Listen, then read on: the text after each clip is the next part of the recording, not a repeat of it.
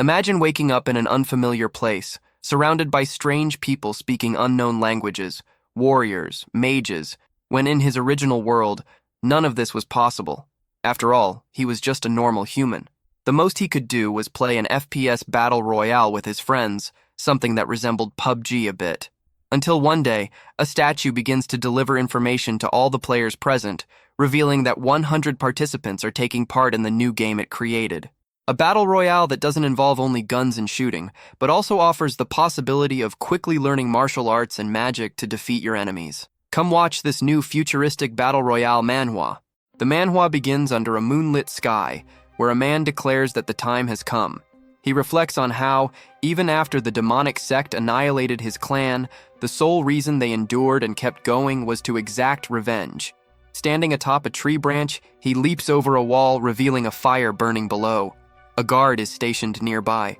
Suddenly, shadowy hands emerge, making the guard jerk around in confusion. The man remarks that it won't be long before the missing sentry is noticed, but he intends to finish everything before that happens. The bloodshed continues. Meanwhile, inside, an old man comments on how noisy it is outside. When he looks up, we see his eyes are a deep, dark red. The man outside mocks him, saying that it's typical of him to be calmly meditating while his men are being slaughtered, just as heartless as ever. The old man responds coldly, saying the same could be said of his attacker, rampaging without knowing the full picture. He adds that calling him heartless is meaningless. Does a man ever care about the insects beneath his feet as he climbs a mountain? Of course he wouldn't care. His eyes would be fixed on the peak ahead. That's the only way someone can reach the pinnacle of martial arts. The man scoffs at this idea, calling it nonsense, and we finally learn his name, Kang Wun-chun. He declares that he'll kill the old man with his own hands today. At that moment, it's revealed that the old man is none other than the heavenly demon. Wun-chun charges forward, his hand glowing with a blue aura as he begins summoning lightning. The technique is called the Heavenly Lightning Fist. He launches his attack straight at the heavenly demon's face, but the old man simply laughs and asks if that's the best he can do. He then begins to counter with his own martial art, known as the Heavenly Blood Tide art, and tells Wun-chun to watch closely. The heavenly demon releases an energy beam that clashes directly with Wun-chun's lightning-charged fist. Unsurprisingly, the heavenly demon overpowers him. The beam tears through Wun-chun's attack, injuring his face. Wun-chun instantly recognizes it as a sword key blast. The heavenly demon coldly states that he'll be sending Wun-chun to meet his father today. It's over. But Wun-chun has other plans. Just as the heavenly demon begins to lower his guard, Wun-chun initiates another technique. The old man's eyes widen in surprise as Wun-chun counters with a heavenly divine palm, shattering the energy beam. Shocked, the heavenly demon exclaims that he can't believe Wun-chun's steel tempering, making his fists harder than steel, was overcome with bare hands. Wun-chun presses on, continuing his assault. Wun-chun drives his fist straight into the heavenly demon's chest, sending lightning coursing through his entire body and launching him into the wall behind. Breathing heavily, Wun-chun warns him to stop mentioning his father with that filthy mouth. He reminds the old man that he hasn't forgotten all the terrible things he's done in his lifetime, and that this is the collective fury of everyone he's wronged. The heavenly demon growls that he should have wiped out the Cloud Dragon sect to its very roots back then. He admits he doesn't know what kind of enlightenment Wun-chun gained, but he's genuinely surprised. He never imagined anyone could break through his heavenly demon blood surge art. Left with no other option, he pulls out a mysterious gourd. Wun-chun immediately questions if that's an elixir, just as the old man starts chugging it down like a potion. Wun-chun warns him, drinking an elixir of that magnitude all at once could cause demonic chi deviation. Suddenly, a surge of purple energy bursts from the shattered gourd as the heavenly demon begins powering up, his ki now overflowing. But the energy is too intense and the strain becomes visible in his face. His eyes bulge, and with a furious roar, he releases a powerful shockwave that rips through the air. Wun-chun instinctively raises his arms to shield himself from the violent gust of wind blasting past him. Wun-chun can't believe what he's seeing, then suddenly hears the heavenly demon calling out to him from behind. As he turns, the attack is already closing in. The heavenly demon declares that it's time for Wun-chun to vanish. Wun-chun realizes it's too late to dodge, until someone else suddenly casts a spell. A barrier forms just in time, shielding Wun-chun from the deadly blow. He recognizes the protective shield and is stunned. Moments later, a man enters the scene, apologizing for showing up late and saying he got distracted goofing off. Wunchun calls him the Great Mage, but the man waves it off, annoyed, saying he told him not to use such a cheesy nickname. Then he looks at the heavenly demon and asks if this is the nemesis Wunchun had mentioned. Wunchun confirms it, saying this is the guy who claims to have come from another world, and if it weren't for him, he would have been killed just now. Then the scene suddenly shifts, cutting to a man in the real world yelling, "Wait!" He's visibly frustrated, saying he thought this was just a standard Muram story. Now he's wondering why the hell a random high-level mage from another world just showed up out of nowhere. He sighs, disappointed, saying the story was getting good until it took this weird turn. He even jokes that the author must be on fentanyl for adding another world out of nowhere. We're introduced to this man. His name is Jin Sewung, and he's 23 years old. His phone starts buzzing. We learn that he was discharged from the military 6 months ago and is currently preparing to return to college.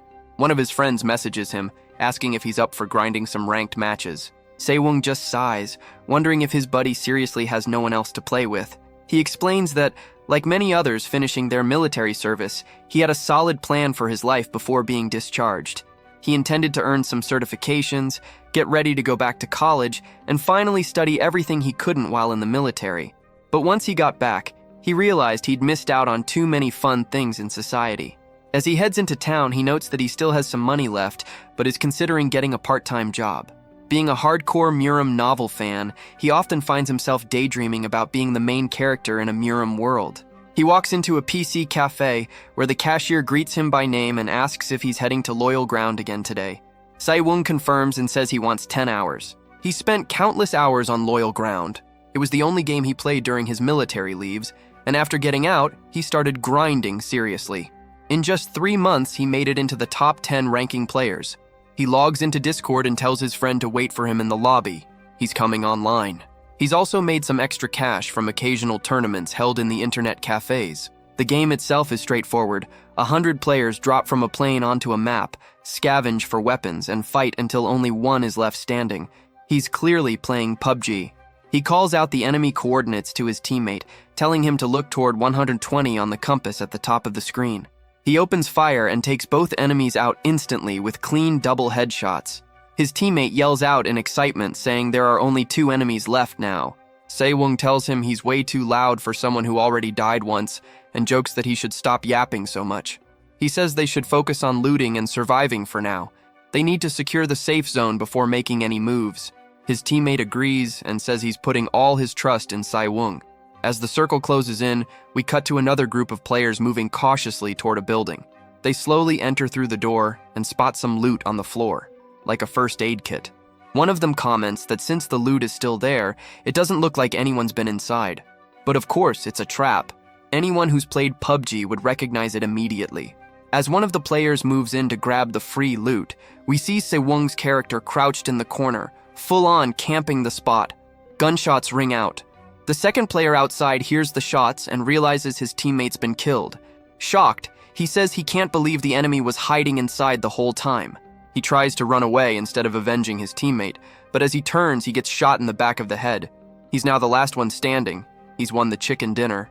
Sewung lets out a sigh while his friend thanks him for carrying the game. Sewung just tells him to queue up again, but adds that he really needs to lock in and start studying tomorrow. It's the kind of thing we've all said before. Classic procrastination. Then a notification pops up on his phone. He looks down and reads a message asking if he's been studying well.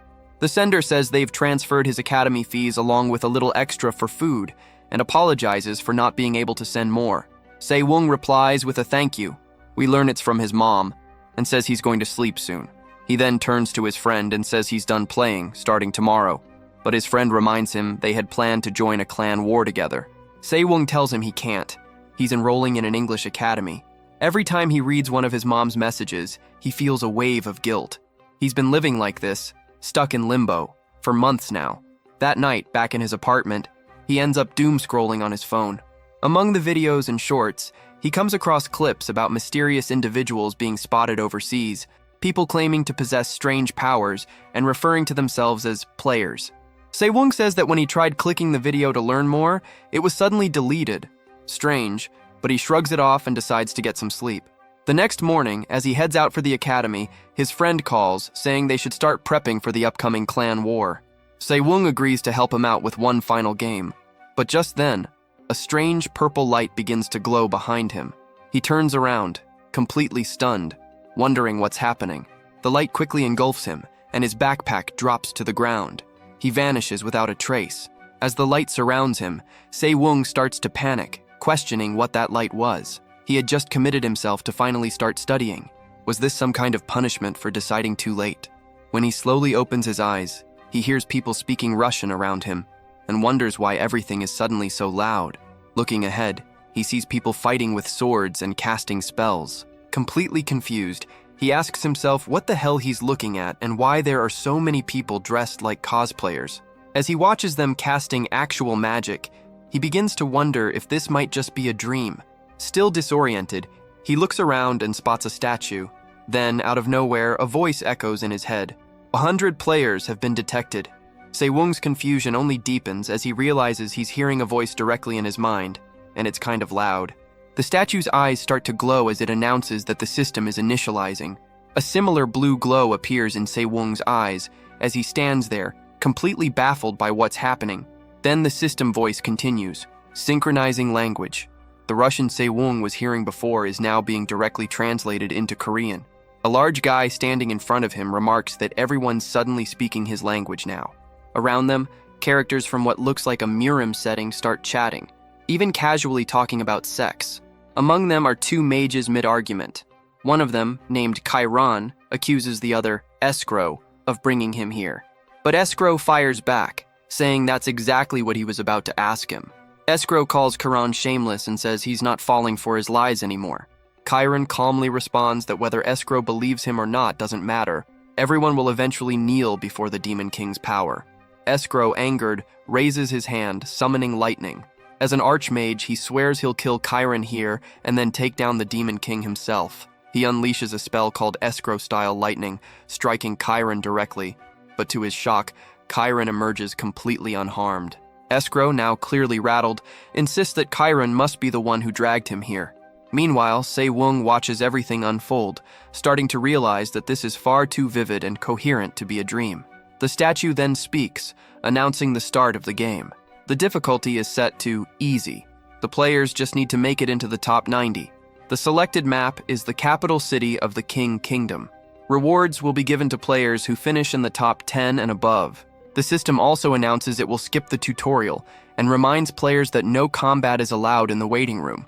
All attacks are neutralized. A map appears before Se-woong. The statue continues, saying that for those entering Cloyd Survival for the first time, it will now give a brief explanation. The game will last for a total of 100 years, and with each passing day, the playable area on the map will gradually shrink. If someone steps outside this restricted zone, they might suffer serious harm, so they must proceed with caution. The game will go on until only one survivor remains. Once the game ends or a player is eliminated, they will return to their original world. Players who fail to reach the top 90 rankings will no longer be allowed to participate in Cloyd Survival again. Soon, with the assistance of Argus's gaze, players will descend to the location they have chosen. There, they can acquire items that might help them secure a spot in the top 90. Argus wishes them luck in their efforts. Se-woong wonders if he is dreaming of loyal ground right now. The status window indicates that rewards will be given to those ranked in the top 10 or higher. Se-woong begins to sweat nervously, thinking that even if this is a dream, being surrounded by all these completely insane people is terrifying. One of them is even licking his knife. What a lunatic. Se-woong is certain that he's going to die. He says that even if this is only a dream, he doesn't want to die. And if this really is like the game, before he can finish his thought, someone suddenly calls out to him, referring to him as messy hair.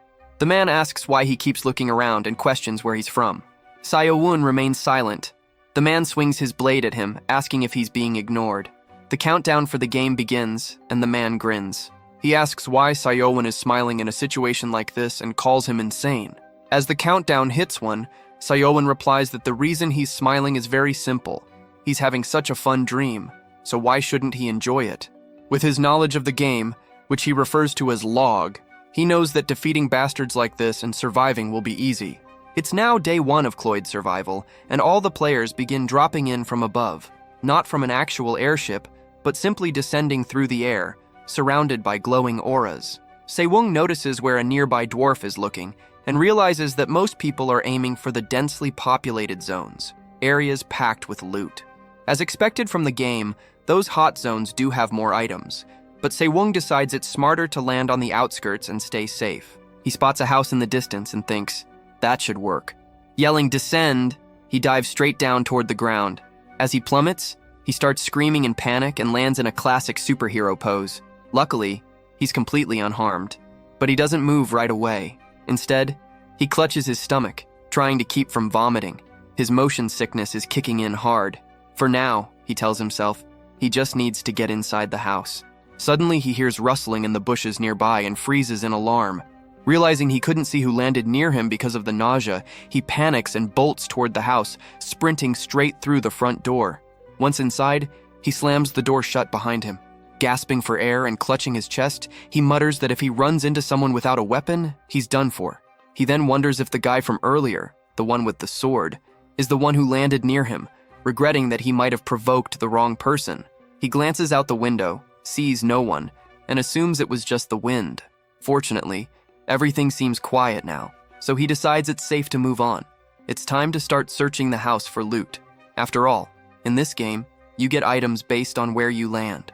As he steps forward, something catches his eye on the floor. Looking down, a message appears. He's obtained a heavy crossbow. He immediately comments that it's way too heavy, but still, it's better than having nothing. Reaching for the nearby quiver, he grabs an arrow and notes that as he equips it, the knowledge of how to use it flows naturally into his mind. He begins loading it instinctively. For a former South Korean army sergeant like him, handling something like this is no big deal. All he has to do is squeeze the trigger, and when he does, the crossbow fires with incredible force, piercing halfway through the wall and launching him backward. Stunned by its power, he stares at the bolt embedded deep in the wood. If he can master using it, this weapon could be a serious asset. He keeps looking around but doesn't find anything else in the house. With the map being so large, he decides to move quickly and head toward other buildings. As long as he doesn't run into any enemies early on, he can safely farm the area. Approaching another house cautiously, he raises his crossbow and starts clearing it room by room. On a table, he spots a scroll. Curious, he walks over, and a message appears. He's obtained a healing scroll. It's small, and if torn, it will heal his injuries. He's amazed that something like this exists, and tells himself he needs to find more recovery items. He also wishes he had an item bag to carry more gear. Just then, he notices a glowing purple book on a nearby shelf. When he picks it up, another notification appears. You have obtained the Black Star Leader's martial arts manual. It's a martial art that allows him to channel dark energy through his fingertips, and a prompt appears asking if he wants to learn it. He wonders if accepting will trigger some kind of tutorial, but the moment he hits accept, the book begins to glow brightly, and the pages flip rapidly right in front of his face. Then, the book starts to dissolve into particles of light. He stares down at his hands, confused, wondering if that was really it. As he focuses on his palm, he begins to feel the energy slowly building, stronger and stronger with each passing second. To test it out, he grabs a fork from the table, infuses it with the new energy, and hurls it with full force at the wall. The fork slams into the wall, piercing deep into it. He smiles, amazed that he just learned a martial art from a book. Walking over to retrieve the fork, he says this ability is going to be incredibly useful. The fact that martial arts manuals exist means magic books might too. Either way, he's becoming more convinced that Cloyd Survival and Loyal Ground are essentially the same game. Having searched the entire building, he decides it's time to move on. The scene cuts to a bit later, and he notes that the sun has already risen while he was busy looting. Now, he needs to quickly find somewhere to hide. Up ahead, he spots a house with its lights still on. That can only mean one of two things. Either there's a rare item hidden inside, or someone's in there. Carefully, he approaches and steps inside, trying his best not to make a sound. He admits he's not sure how many people landed nearby, but if someone is in this house, they're either a total beginner or a skilled veteran. The first floor is completely silent, which makes him uneasy. Maybe they're hiding upstairs. He reassures himself that he has a weapon, and if he manages to ambush them using the Black Star technique, he might be able to win, even against a pro. Slowly, carefully, he climbs the stairs, doing his best not to make a sound. Crossbow at the ready, he spots something at the top, a lantern sitting just outside a nearby room. He suspects it could be a trap. Someone could be waiting inside. But instead of hesitating, he decides to go for it. He kicks the door open, revealing a bedroom. Looking around, he realizes he got all worked up for nothing. No one's there. He breathes a sigh of relief, saying at least he put on a good solo performance. On the bedside table, he notices a ring and picks it up, wondering if it's a usable item. A message appears. Ring of Strength. Increases strength by 20 when equipped. Curious if it really works, he slips it onto his index finger. Instantly, he feels a strange sensation. His body suddenly feels lighter. The crossbow, which had been weighing him down earlier, now feels almost weightless. If his strength really increased by 20, he figures he should check his stats. He starts fumbling through commands, trying different phrases until a status window finally pops up. He looks it over and chuckles. His overall stats are still pretty pathetic. He suspects he's only labeled as a martial artist because of the one technique he learned. Even so, he says it's actually pretty cool. Compared to when he started with nothing, this is a solid start, and he's eager to go back and properly loot the rest of the first floor. He comes across a subspace ring, exactly the item he had been wishing for earlier. He chuckles, noting how convenient it is that he keeps finding rings lately.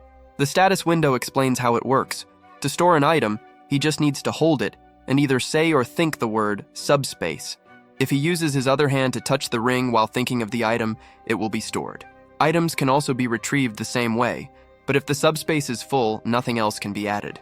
He remarks that it's basically just like a video game inventory system, and clearly, in this world, they use things like this instead of backpacks. He activates the subspace, and a glowing interface opens up in front of him. It feels weird at first, but as he places the healing scroll inside, he admits it's incredibly convenient. No more carrying everything around physically. He even wishes he had something like this in real life. It would make everything so much easier. Not to mention how useful martial arts and magic items would be if he could bring them back to the real world. He starts to wonder if anyone has been eliminated yet. Looking at the interface, he figures there must be a kill log somewhere. He eventually finds it and sees that only one person has been eliminated so far.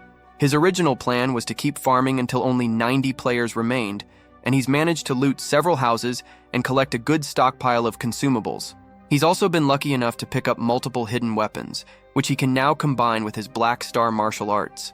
Feeling satisfied, he thinks he's probably cleared everything useful in the area. Maybe it's time to move on. Or better yet, wait here until sunrise when it's safer to travel. The powerful players he saw earlier in the waiting room are now roaming through the darkness, and with his current level, there's no way he can take them on. But if he stays hidden and manages to reach the top 10, he can keep earning valuable stat points, just like he did today. He figures there will be fewer people moving around at night, so it might be worth the risk to check out another area before sunrise. If he's lucky, he might find a good spot to loot. As he sets off, he notes that despite moving around non-stop, he doesn't feel tired at all. The Ring of Strength is doing wonders. However, even with the boost to his stats, he still feels hunger and thirst, meaning Cloyd's survival might closely mimic real-life conditions. He tells himself he needs to find something to eat. The city should have supplies, and according to the map, it should be somewhere nearby. But he's puzzled. Where are all the houses? Suddenly, a low growl cuts through the air.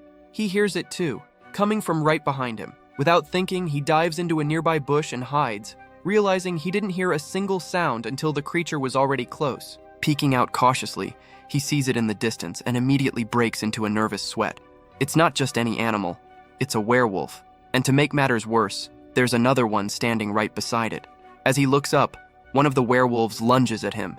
He narrowly dodges and the beast's attack completely shatters a nearby tree.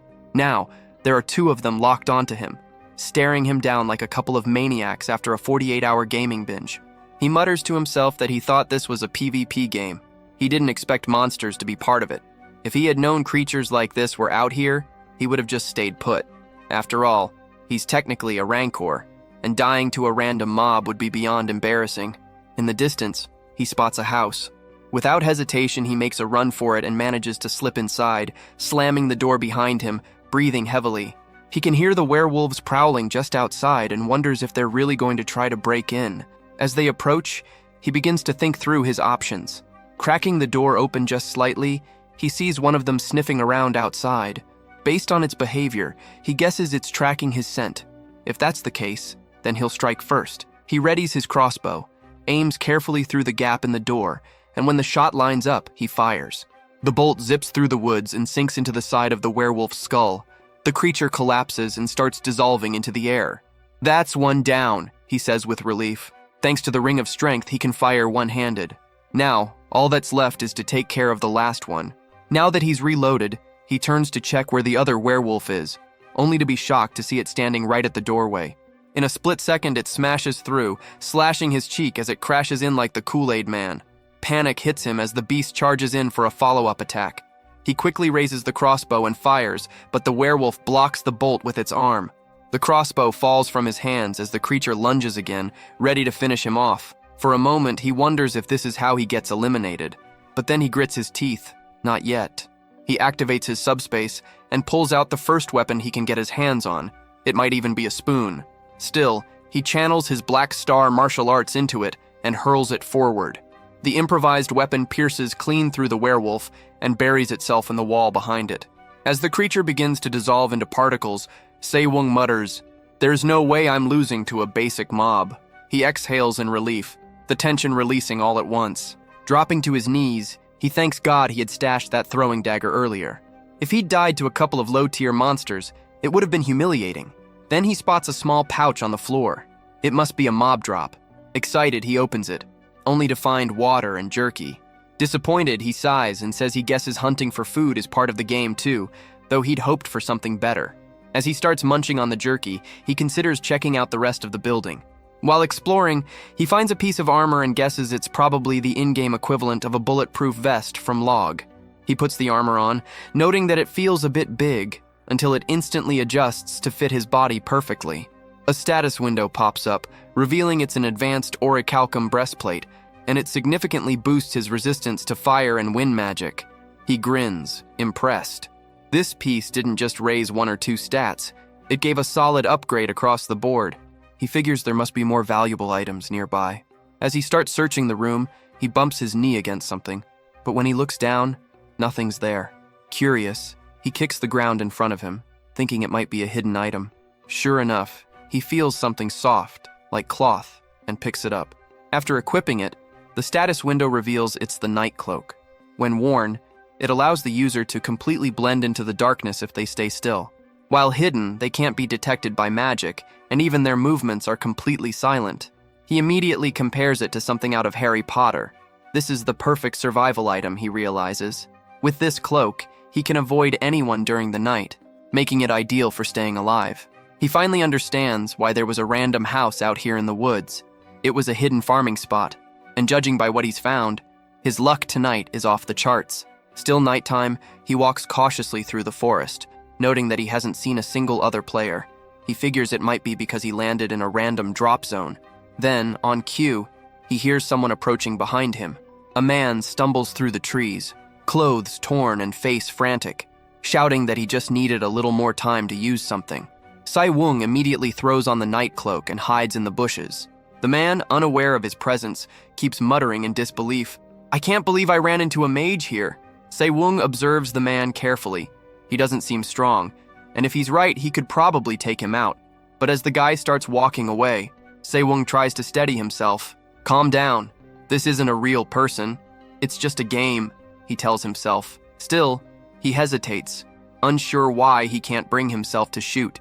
Suddenly, a spell called Escrow's Flame blasts past him, scorching the ground nearby. Startled, Sewung turns and sees the man from earlier get hit square in the back. That backshot was brutal, flames erupting on impact. Sewung wonders if the guy is dead, and then notices that there's no corpse, just a loot chest. That confirms it. This really is a game. The chest must hold all the items the player had. But now he's questioning, where did that flame even come from? He turns and sees a man with a large nose standing nearby. The stranger mutters in frustration, saying he can't believe someone without even a hint of magical ability dared to steal from him. He calls the dead player unlucky. If he'd been killed by a sword, at least it wouldn't have been as agonizing as being burned alive.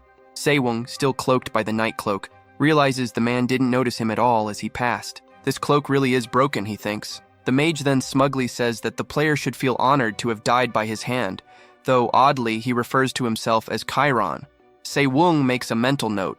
There's some confusion around names here. The big-nosed mage begins rifling through the loot. Se-Wung watches quietly, thinking, that player was just like me, and if I'm not careful, I'll be next. One moment of hesitation, and someone will kill me and take my place on the leaderboard. If he truly wants to survive, he knows what he has to do. As the mage sorts through the items, a bolt suddenly shoots from behind and hits his barrier, making him turn in shock. Cracks ripple across the magical shield. He grits his teeth, wondering if he made too much noise. This is all that bastard's fault, he mutters. Se-Wung, still hidden in the night cloak, raises his crossbow again and fires another shot. It slams into the barrier, deepening the cracks. The mage realizes the shield won't last much longer if the attacks continue. Frustrated, he shouts into the forest, demanding to know where his attacker is. "Stop hiding like a coward! Show yourself!" he yells. But instead of an answer, a throwing knife silently flies out from the bushes, slicing through the air and heading straight for his side.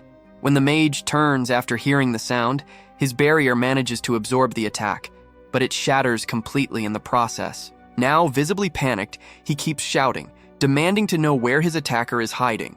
Meanwhile, Se-Wung silently raises his crossbow again, preparing to fire. Big Nose begins casting another Escrow's flame spell, but before he can finish the incantation, a throwing knife slams directly into his forehead. Tears stream from his eyes as his final moments are spent trying to complete the spell, before his head vanishes completely from the force of the blow. Se-Wung is stunned. He actually won. 2 loot chests now lie on the ground. Realizing the fire and commotion might attract other players, he quickly decides to loot and get out. He starts with Big Nose's chest, tossing nearly everything into his subspace ring in a hurry. Among the items, he finds another healing scroll and something called Escrow's Necklace, which marks the wearer as a mage of the Escrow Magic Society, finally clearing up the earlier name confusion. He notes that the necklace itself has no magical properties and decides to stash it for now. As he continues digging through the loot, one item catches his eye, the Circle Stone. It's a magical artifact that allows the user to engrave a mana circle around their heart, enabling them to use magic. Once the circle is engraved, they can learn and cast spells tied to it. Se-Wung wonders aloud, could I really become a mage just like this? He suddenly recalls the words of the man who had been fleeing earlier, who cried out that he just needed more time to use something. Now it makes sense. Se-Wung quietly says he's sorry but promises to put the item to good use in that guy's place. He tosses the rest of the loot into his inventory, planning to inspect it later from a safer location. Continuing deeper into the forest, he climbs a hill and surveys the area until he spots a few houses in the distance. He makes his way toward them, saying it looks like a good spot. Inside one of the buildings, a prompt appears asking if he's sure he wants to use the Circle Stone. Without hesitation, he confirms. The system warns him, once the Circle Stone is activated, he must remain completely still for 3 hours. During that time, he won't be able to move, use any items, or take any actions, and the process will include some mild pain as the magic circle is engraved into his body. Almost immediately, an intense pain erupts in his chest. Se-Wung clenches his jaw, fighting back the urge to scream, and endures the next 3 hours in absolute agony. We see him collapsed on the floor, drooling and trembling. He mutters that it was supposed to be slight pain, but it felt like he was being cooked alive. Learning martial arts was nothing compared to this. Magic, it turns out, comes at a much higher price. Once the process is over, he opens his status window and sees something new. He now holds 2 classes simultaneously, and he's even gained a monostat. Impressed, he says it was worth it. He figures that since he killed 2 people recently, the total number of survivors must have gone down. Curious, he checks the current player count and is shocked. It's dropped drastically. Only 45 out of 100 remain. He stares at the screen, asking how this is even possible. One name dominates the kill feed, Nam Sagwang. Apparently, this person is wiping out nearly everyone. We're then taken to a flashback from a few hours earlier. A man stands perched on a treetop, gazing down at others like a predator. He licks his lips as he locks onto his next target. Despite his intimidating size, the man below stumbles over a rock, an oddly comical moment given the tension. The target turns and pleads, saying he only wants to make it into the top 90. Without a word, Sagwang raises his hand, reaching out calmly as the man begs for mercy. Then, with a horrifying motion, he crushes the man's head like a zit. As the lifeless body drops, Sagwang doesn't even bother to loot it. He simply mutters that this kill was just to send a message. He wants everyone to remember his name. He is Sagwang. Back in the present, it's now day 3. Sai Wung receives a system notification and shakes his head in disbelief at how many players died in a single night.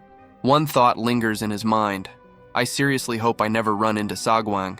He then reflects that if things continue at this pace, he might actually have a shot at making it into the top 10. Before the game started, they'd announced a special reward for reaching that rank, and now he's starting to wonder what it could be. His first guess is money or rare items, but what if it's something even crazier? What if the reward is the ability to bring the skills and items from this world back into the real one? He sighs, reminding himself that there's a lunatic killer on the loose outside, and here he is daydreaming. He needs to stay focused, wrap things up, and get moving soon. Still, he can't ignore the energy he feels pulsing inside him now. It's like something new has awakened.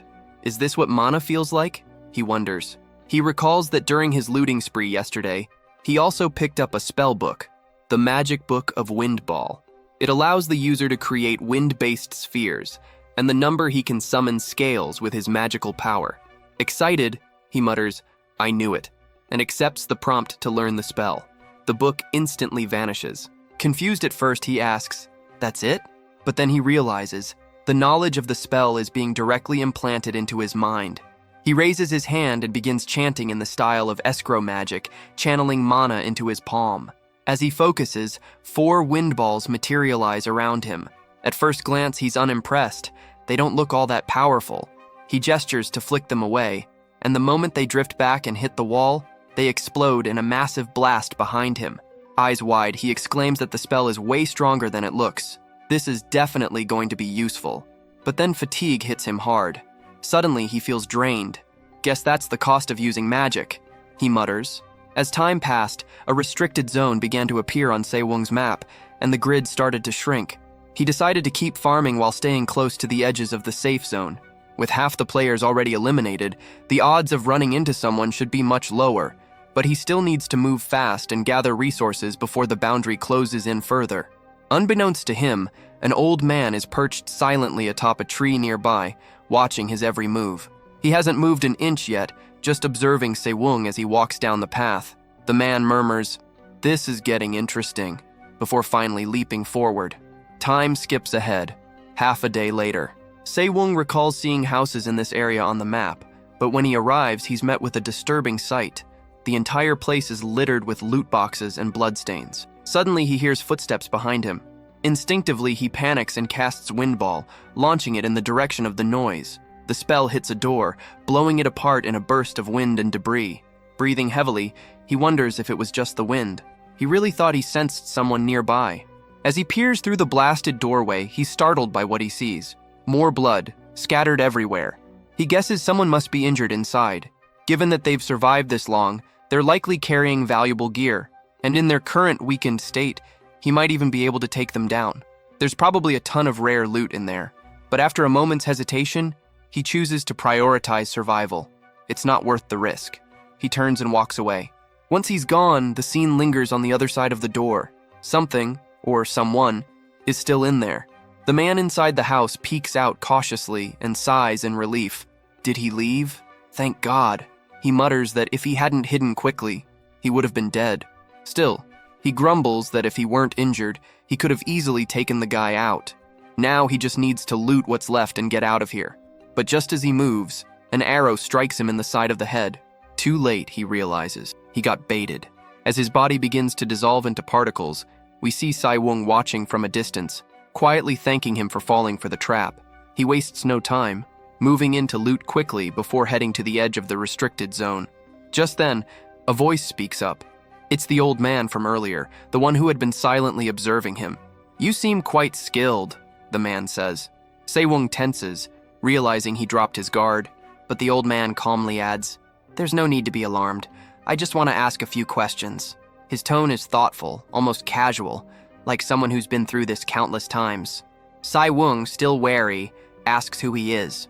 The old man responds, "It wouldn't matter if I told you. We've all lived different lives, so you likely wouldn't know me anyway."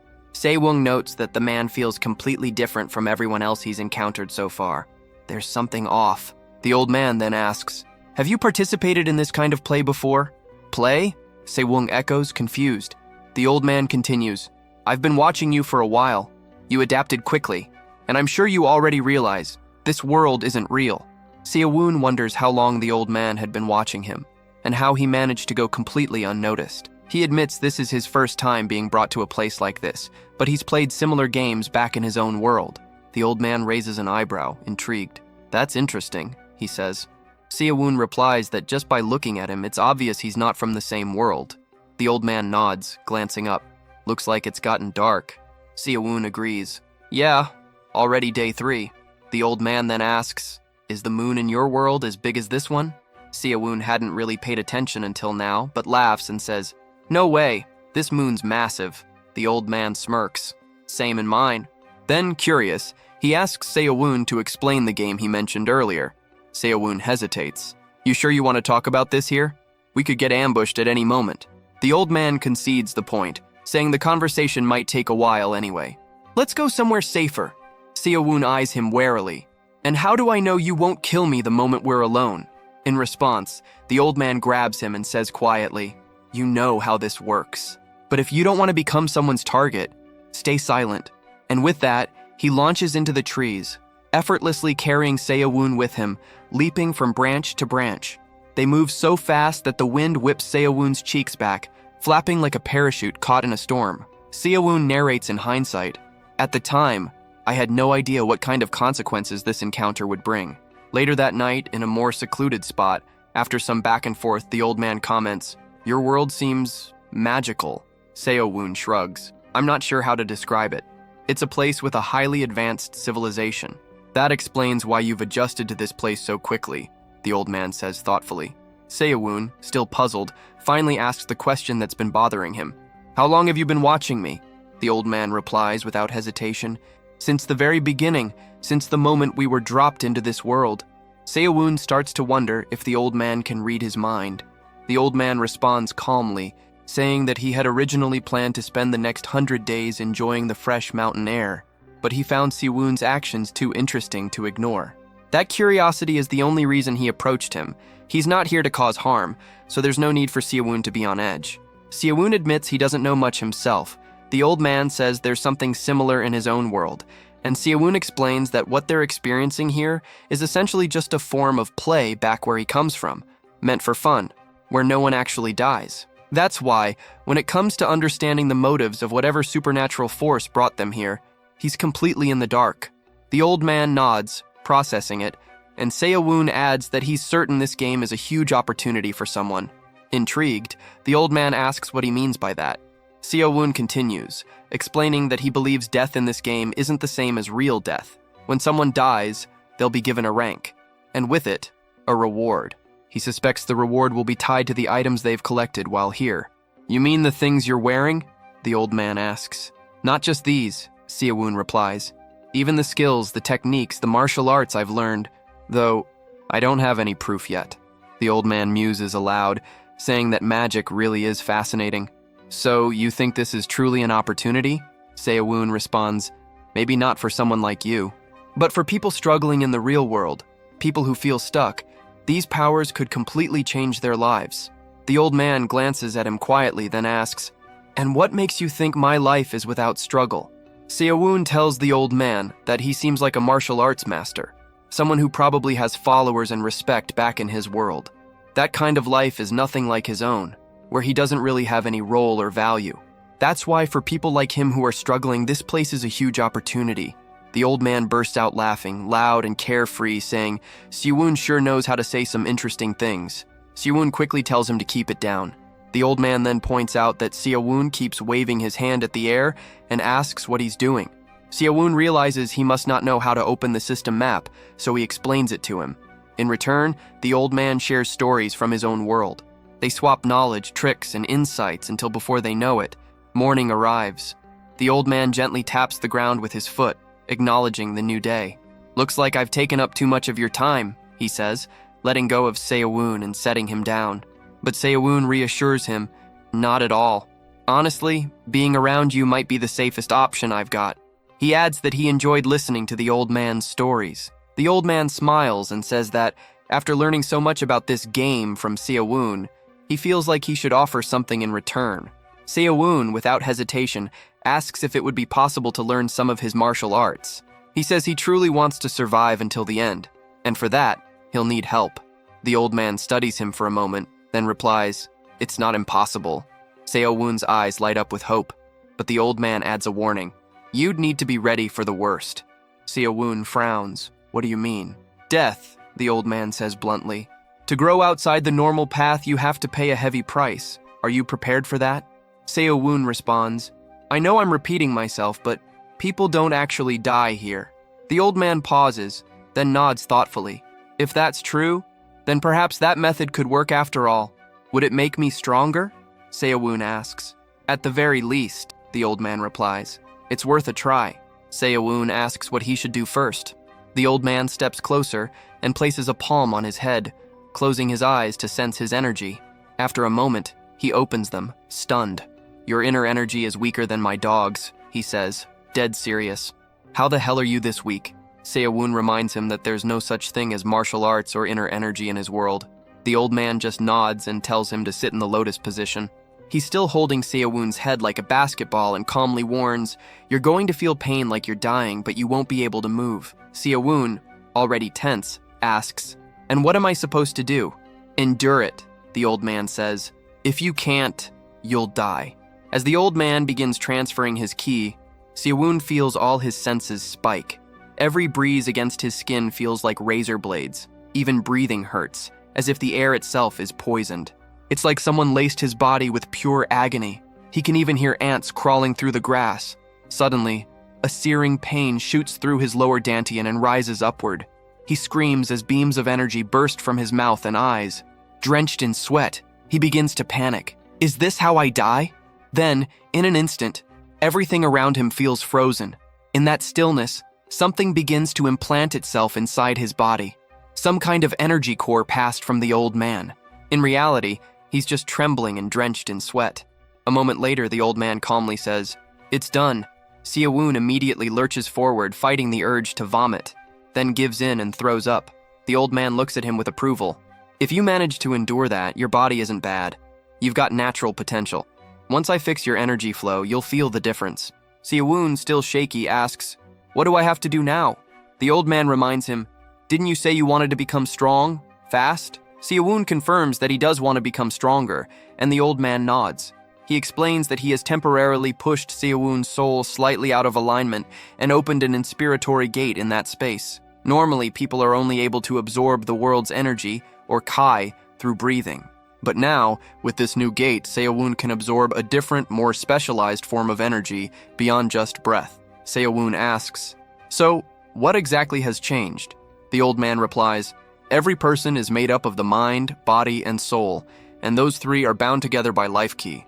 He then asks Seo-woon to guess what happens to that life ki when a person dies. Seo-woon thinks for a moment and says, "It disappears?" The old man shakes his head. "Wrong. To illustrate, we see an image of a water droplet resting on a leaf. As it falls, the old man continues, explaining that life ki doesn't vanish. It disperses. Just like how water spreads out when it hits the ground, life ki diffuses into the environment when a person dies. It's absorbed back into nature, becoming part of the life cycle once more. But, he adds, some people view this natural process as a waste. There are those who go so far as to kill, intentionally harvesting the life ki of others. However, those who pursue that path live in a constant state of imbalance. Sooner or later, the disharmony between their yin and yang causes them to lose their martial abilities, or worse, die. The technique the old man just passed on to Seo-woon is different. It allows him to absorb scattered life ki like those individuals, but without disturbing his internal balance. With it, Seo-woon can gradually increase his inner energy, drawing power from what others leave behind. Seo-woon asks, half joking, if the old man just handed him a guaranteed death sentence. The old man chuckles and explains that Seo-woon's case is different. Unlike those who forcibly reconstructed their energy pathways to open a gate, he used Seo-woon's soul to create one. Since Seo-woon didn't have any inner energy to begin with, his body was like a blank canvas. It made him the perfect candidate. Instead of clashing with existing energy, his body could absorb life ki harmoniously. "Now, do you understand why I gave you a mind technique that's forbidden in Jonggun?" the old man asks. Seo-woon thinks for a moment, then says, It must be because of the game's setting. The old man smiles. Exactly. I like how fast you catch on. He goes on to explain that he felt it yesterday. Whenever someone dies in this world, a trace of life key lingers in the air. The core issue with this mind technique is that in the real world, it thrives on killing. But here, killing is part of the rules. To survive, one has to eliminate others. By the time 100 days are up, Seowon will have reached an entirely new level. With that, the old man says it's time for them to part ways. It'd be nice to cross paths again someday. Wait, Seowon calls out. You've helped me so much. I at least want to know your name. The old man turns with a soft smile. The name's Jangdakian. Most call me the Deep Valley Standing Kindly. And the mind technique I passed down to you, it's called White Martial Physique Arts. Seowon bows deeply. I'll never forget this. Jangdakian advises him to get used to deep, steady breathing. As long as he keeps drawing in inner energy through his dantian, his strength will steadily grow. Then he opens the system map, just as Seowon had taught him, and comments on how useful it is. I'll see you again, if fate allows it, he says, before leaping into the air, soaring off with ease. Seowon nods, watching as the old man vanishes into the sky. He watches as the old man vanishes into the distance and mutters, he disappeared so fast, as expected. If he could use the same Kwangong movement techniques, he'd be able to travel just as effortlessly. For now, he sticks to the plan and starts making his way back to the outskirts. He was abducted to the center in an instant, but the journey back on foot takes him half a day. Eventually, he finds himself crouched in some bushes in front of a familiar sight, a house with its lights still on. Same as last time, he mutters. Either nobody's inside, or it's some clueless newbie who doesn't know how to turn off the lights. Either way, he decides he's going in. He rushes toward the house, carefully enters, and sweeps the area room by room. As he moves through the house, the upstairs light suddenly shuts off. He smirks. Knew it. Time to loot.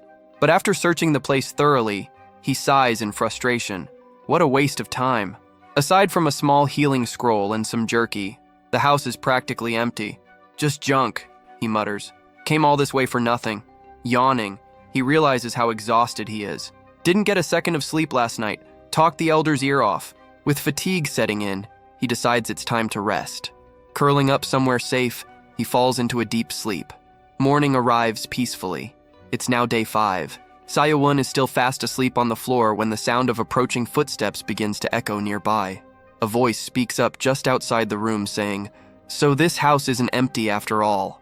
The words jolt Seowon awake.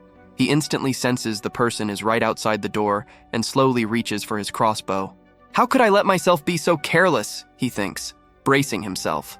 As the door creaks open, the man steps inside, mumbling about finally being able to rest, only to stop in shock as he finds himself staring down the barrel of a crossbow. Without hesitation, Seowon pulls the trigger. The bolt launches toward the intruder, but with a quick flash of steel, the man slices it cleanly in half with his sword. Seowon curses under his breath. Great. A martial artist.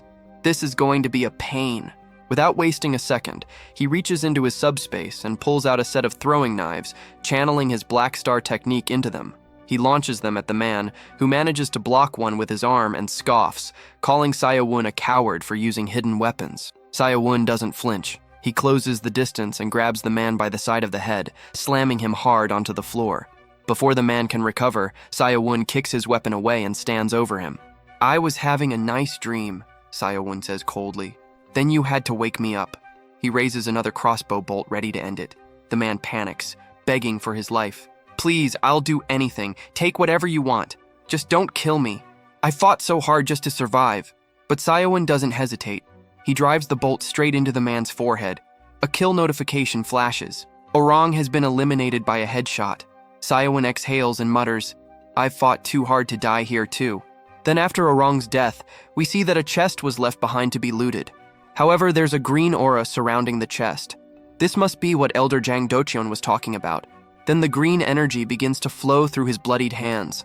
Life chi. So this is how he's going to grow stronger.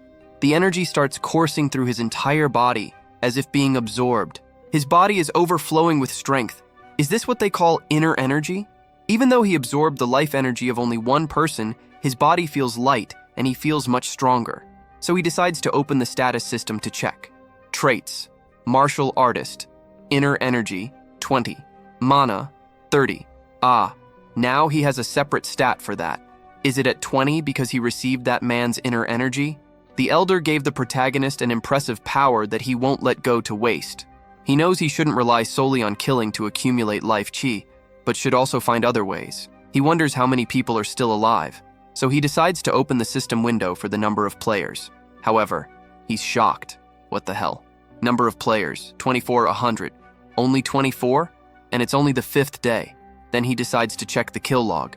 Someone just died right now, so the number of players is already down to 23. Nam Sagwan killed the player, Karl Verstappen. Then we see a dead player, with his final words being, Nam Sagwan. We see that he has a massive hole in his chest, as if he had taken a punch that went straight through his stomach. Then, another chest is left on the ground to be looted. He thought the guy was strong just because he approached him on his own. Now his hand is all dirty for no good reason. Hasn't he already killed enough of them? When is this going to end?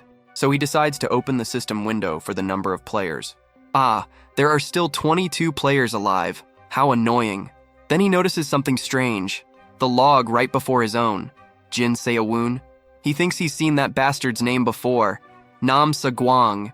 He's definitely the one who has killed the most so far. Technically, he's the MVP.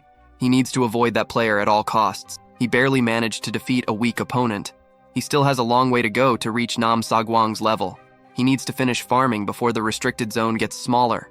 From Orang's chest, the only good thing he got was a refined troll potion. The rest were useless items. Then again, if Orang had an elixir or something truly valuable, he probably wouldn't have died so easily. After that, he decided to hide and survive until the number of players dropped further. 1 week later, we see some wolves. He realizes how lucky he was at the start of the game. He didn't manage to loot much because he spent most of the time hiding, and the equipment he got was all trash. Great! That thing is his meal today. So he hits the monster with an arrow, and after it dies, it turns into chunks of meat. At least he stayed in the forest near the borders of the restricted zone, so he didn't run into any enemies. He's so tired of dried meat, man. Survival in Cloyd, day 12. Only 20 players remain now. We see him looking at what seems to be a barrier. He then decides to try passing through it, but ends up hurting himself. He figures he probably won't even be able to move inside there. For an entire week, the kill log only showed Nam Sagwang killing everyone. Seems like everyone else is hiding and playing it safe, just like him. Then he hears a thunderous noise. He sees a massive cloud of smoke. Looks like there's a big fight going on over there. Then we see Sagwang panting. Who the hell are you guys? All of us gathered with the same goal, to take you down. There's no way you're winning this. Die quietly, Nam Sagwang. Then we see a group made up of at least 7 people. Warriors, samurais, barbarians, mages. So, all of you teamed up just to take down one guy? Well, he should be thankful. They saved him the trouble of hunting each of them down one by one. Since they're ready to kill him, he's certain they're also prepared to face the same fate, right? With an intimidating look, he delivers a threat. He's going to make sure everyone here understands what that really means. In an instant, he leaps into the sky, rising above all his enemies. Get him! Don't let him escape. Then he dives toward one of them, placing his hand on the person's head. All right, this one's first. Then, using sheer brute strength, he crushes the enemy's head. Holy shit, how the hell did that bastard pull that off? The mage screams. Now it's 2, then 3, then 4. He starts killing them one by one, severing hands, decapitating heads, slashing open stomachs. That wasn't a battle. It was a one-sided massacre. The kill log made that very clear. We see him as if he were a bloodthirsty demon, insatiable and relentless. Nam Sangwang is destined to win the game, unless something completely unexpected happens. Seowon is in shock as he sees the death notifications. There were at least 9 deaths in just a matter of seconds. That bastard, he's insane. 9 kills at once? Seriously? That piece of shit must be using some kind of cheat. We see Sagwang with his face covered in blood. Haha, that group was nothing. Just a bunch of weaklings who teamed up with other weaklings. But damn, this smell of blood is disgusting. They should have died without putting up a fight. He doesn't understand why they even scream. We see several chests on the ground, and near them a beautiful mage's staff covered in blood. He should find a place to wash himself off. So, he walks away. As night falls, we see the items still lying in the same spot, untouched. Someone starts to approach and decides to take the staff. This is Elizabeth's gear. Then we see that it's the elf mage from the beginning of the match. He swears in the name of Escrow. He will avenge her. Elizabeth. All right, only 11 people are left. If he can hold out just a little longer, he'll make it into the top 10. But after witnessing the chaos earlier, if he wants to survive against a raid boss like that, he needs to get some really good items. By tomorrow morning, that mansion will probably be outside the safe zone. It's the last spot for a decent farming opportunity. So he decides to sneak into the mansion quietly. Wow, how extravagant. This really is a fine mansion. With marble statues, plenty of space, it's likely to have some incredible loot. Guard Royals' armor. Strength insufficient, 1 or 10 required. Do you wish to take it? He doesn't have enough strength. Carrying it would only get in the way. After all, he only has 30 strength. What bad luck. He figures there must be more here. Then, on a bookshelf, he spots 2 glowing items. An elixir that boosts inner energy. Duration, 3 hours. Do you wish to take it? An elixir? If he uses this, could he really gain inner energy without absorbing life energy? This mansion is turning out to be a real treasure trove. Haha. You have learned a secret technique. Unstoppable fist. Do you wish to use this item? No way. He even managed to get a martial arts manual. Still, just like with the Circle Stone's ability, he'll have to sit somewhere for 3 hours to absorb the elixir. While searching for loot, he notices something unusual. A wine cellar? There's probably something inside, but before he can check, a massive explosion goes off. He quickly realizes the fire is heading straight toward him. He narrowly escapes by jumping out of the nearest window. What the hell was that? Where did all that fire come from? Shit. He starts running for his life. He throws himself into a bush near the house. He was sure no one had followed him here. How could this have happened? Wait, it's that guy he saw back in the waiting room. Then we see the elf mage again. He was the one who caused the fire. To think he actually survived that explosion. So it wasn't just luck that he managed to kill all those people and come out alive. He'll make sure to remember his name, Nam Sagwang. The mage then begins to levitate into the sky, with the beautiful reflection of the moon behind him. What the hell is this old man talking about? Sagwang doesn't understand the reason behind his anger. If he had just kept his mouth shut, it wouldn't have been anything. If he has time to spit nonsense, then he'd better use it to fight instead of wasting it. We can see that his arm is already badly injured, leaving him able to fight with only one hand. Let's see how long he can keep talking like that. Back to you, the same Nam Sagwang who was on a killing spree. Is he really just a kid?